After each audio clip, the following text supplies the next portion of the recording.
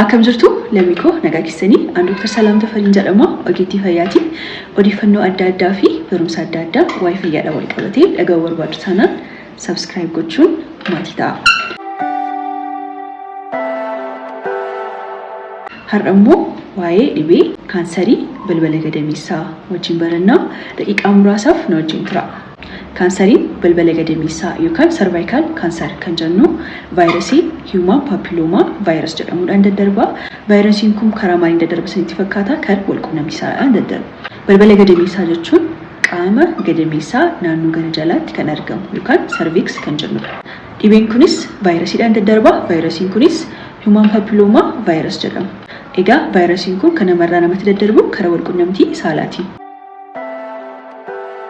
Amma immoo dhibee kanaaf maaltu nama saaxila yookaan immoo risk factor kan jennu jechuudha. Isaan sanitti maa na hordofa. Tokkoffaarratti walqunnamtii saalaa dafanii eegaluu yookaan early age kan jennu.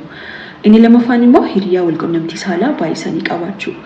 Maaliin saniin jedhee dhibeen kun walqunnamtii saalaan daddarbaa egaa chaansiin isaa akka dabaluu godha waan ta'eef hiriyaa walqunnamtii saalaa baay'ee qabaachuun dhibee kanaaf karaa salphaatti nama saaxiluu danda'a. Inni sadaffaan dhibeewwan adda addaa walqunnamtii saalaadhaan daddarban fakkeenyaaf dhibee akka HIV dhibee akka herpes virus type 2 kan jedhamu yoo qabaattan chaansii dhibee kanaa ni dabala. Inni afuraffaan immoo dandeettiin dhibee damdamachuu baay'ee gadi bu'aa yoo ta'e yookaan immunitiin baay'ee gadi bu'aa yoo ta'e. Inni dhumaan amala tambooxoo xuufaa jira taanaan dandeettii dhibee damdamachuu gadi buusa waan ta'eef karaa kanaan chaansii dhibee kana nama qabu dabalaa jechuudha. Egaa wantoonni dhibee kanaaf nama saaxilan kana fakkaata. Mallattoon dhibee kanaa immoo maali? Amma immoo sanitti.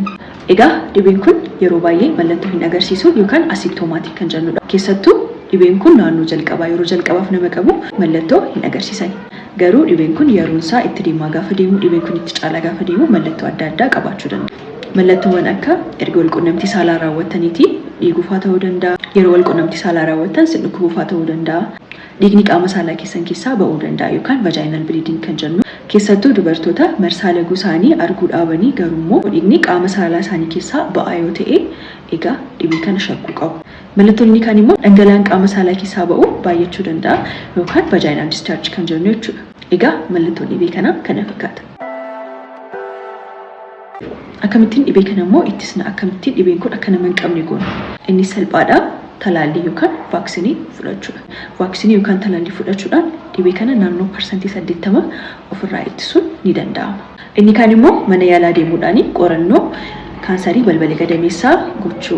Qorannoo adda addaa gochuu barbaachisaadha. Sababiin isaas dhibee kana osoo kaansariitti hin jijjiiramin yoo bira ga'ame karaa salphaa ta'eedhaan fayyuu ni danda'ama waan ta'eef mana yaalaa deemanii qorannoo raawwachuun baay'ee barbaachisaadha. Egaa dhibeen kun baay'ee ture gara kaansariitti yoo jijjiirame komplikeeshinii adda addaa erga uumee booda yaaliidhaan guutummaa guutuutti fayyisuu yookaan kiur gochuun ni cima waan ta'eef kan isin gochuu qabdanii mana yaalaa deemtanii dubartiin tokko mana yaalaa deemtee qorannoo kaansarii balbala gadameessaa raawwachuu qabdi.